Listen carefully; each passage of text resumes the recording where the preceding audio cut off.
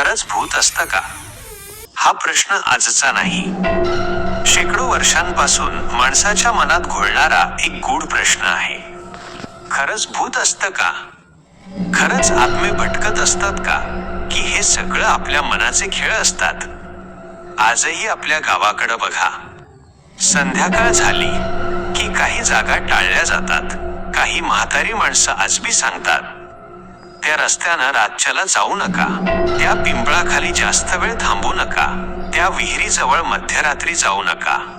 प्रश्न असा पडतो, का बरं? फक्त अंधश्रद्धा की त्यामागं काही अनुभव दडलेत? तुम्ही एक गोष्ट लक्षात घेतली का? जगात जवळजवळ प्रत्येक देशात, प्रत्येक भाषेत, प्रत्येक संस्कृतीत आत्मे, सावल्या, अनोळखी उपस्थिती यांच्या कथा ऐकायला मिळतात. हे फक्त योगायोग असू शकतो का? की काहीतरी असं आहे जे अजून आपल्याला समजलेलं नाही? काही लोक ठामपणे सांगतात, म्या स्वतः डोळ्यांनी पाहिलं. तर काही म्हणतात, माझ्या नावानं रातच्याला कोणीतरी हाक मारली होती. काही सांगतात, रिकाम्या घरातून पावलांचे आवाज यायचे. तर काही म्हणतात, कोणीच नसताना खांद्यावर कुणाचा हात जाणवला. हे सगळे लोक खोटं बोलत असतील की त्यांना खरंच काही अनुभव आला असेल? याचं उत्तर आजपर्यंत कुणाकडेही ठामपणे नाही. कारण ज्याने अनुभव घेतला तो म्हणतो हे खरं आहे, आणि ज्याने कधी अनुभव घेतलाच नाही तो म्हणतो हे अशक्य आहे. मग खरं कोण?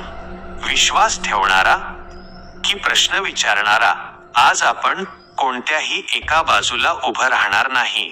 ना आंधळा विश्वास ठेवणार, ना कोणाची थट्टा करणार, फक्त ऐकणार. लोकांचे अनुभव, गावाकडच्या गोष्टी, आणि मग शेवटी पाहू विज्ञान याबद्दल काय सांगतं. कदाचित या प्रश्नाचं उत्तर सापडेल, किंवा रहस्य अजूनच गडद होईल. गावाकडची अशी काही अनुभव कथा ऐकू ज्या आजही लोक कुजबुजत सांगतात.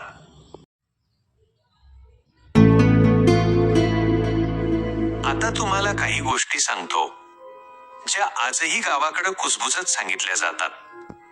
या गोष्टी खऱ्या की खोट्या हे सांगणं अवघड आहे, पण त्या आजही लोकांच्या तोंडी आहेत.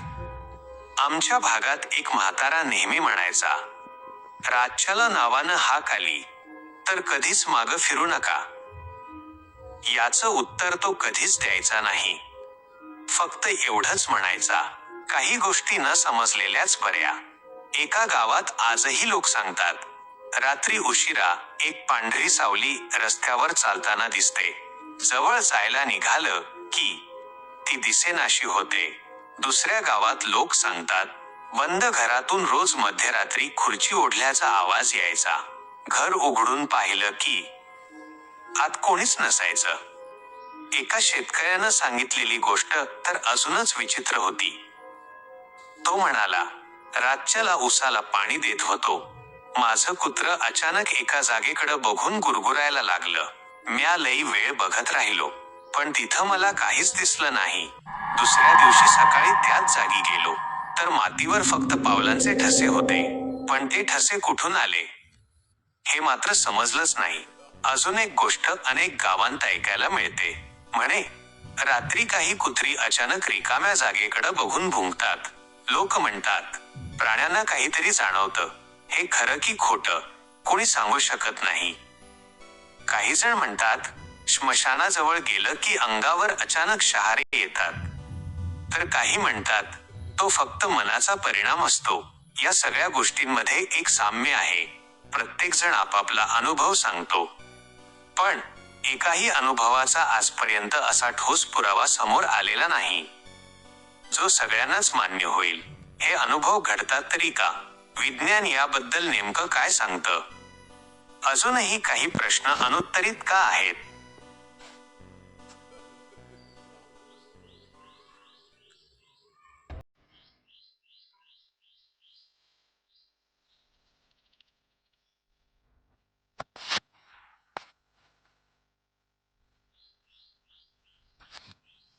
आता प्रश्न पडतो, हे सगळे अनुभव नेमके घडतात तरी का?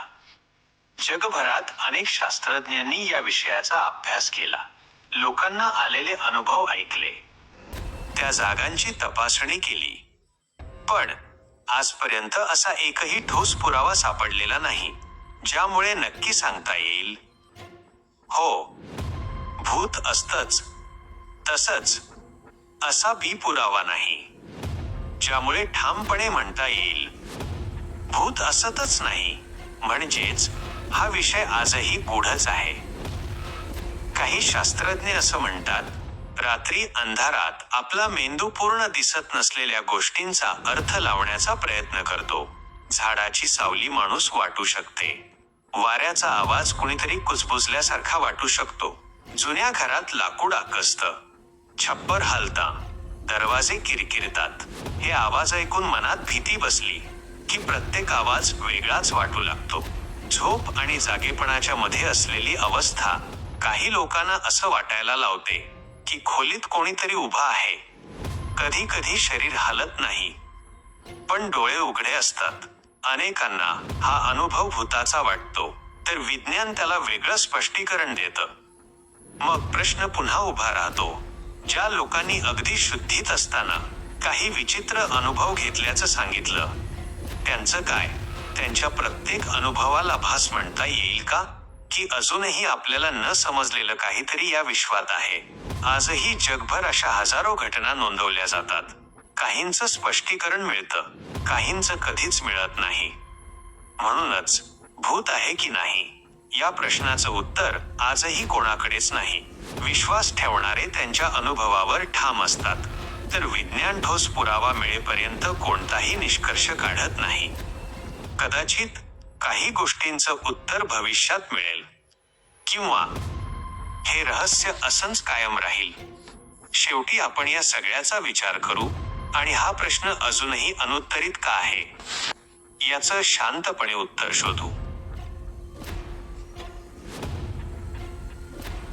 आता शेवटी आपण सुरुवातीला एक प्रश्न विचारला होता, खरंच भूत असतं का? आणि आत्मे खरंच भटकत असतात का? इतका वेळ आपण गावाकडच्या गोष्टी ऐकल्या, लोकांचे अनुभव ऐकले, आणि विज्ञान काय सांगतं हे सुद्धा समजून घेतलं. पण या सगळ्यानंतर एक गोष्ट नक्की लक्षात येते, जगात लाखो लोक आहेत, त्यातले अनेक लोक सांगतात आम्हाला काहीतरी विचित्र अनुभवलं, तर तितकेच लोक म्हणतात आम्हाला आयुष्यात असं काहीच दिसलं नाही. मग खरं कोण? याचं उत्तर आजही कुणाकडे नाही. कारण विश्वास हा प्रत्येकाचा वेगळा असतो, अनुभव सुद्धा प्रत्येकाचे वेगळे असतात. आणि विज्ञानाला कोणतीही गोष्ट मान्य करण्यासाठी भावना नाही, तर ठोस पुरावा लागतो. आजपर्यंत मात्र असा एकही पुरावा समोर आलेला नाही जो संपूर्ण जग मान्य करेल. म्हणून विज्ञान आजही म्हणतं, अभ्यास सुरू आहे पण निष्कर्ष अजून नाही.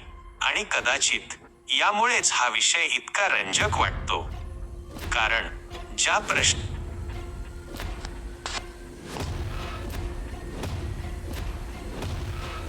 प्रश्नाचं उत्तर मिळत नाही तो प्रश्न पिढ्यानपिढ्या जिवंत राहतो. भूत, आत्मा, सावल्या की मनाचा खेळ, यातलं खरं काय हे प्रत्येकाने स्वतःच्या विचाराने ठरवायचं. कदाचित तुमच्याकडे एखादा अनुभव असेल जो दुसऱ्याला कधीच पटणार नाही, किंवा तुम्ही म्हणाल हे सगळं योगायोग आहे. दोन्ही मतांचा आदर करणं हेच योग्य ठरेल. कारण रहस्य हे उत्तरांमुळे नाही, तर अनुत्तरित प्रश्नांमुळे जिवंत राहतं. खरंच भूत असतं का या प्रश्नाचं रहस्य आजही तसंच कायम आहे.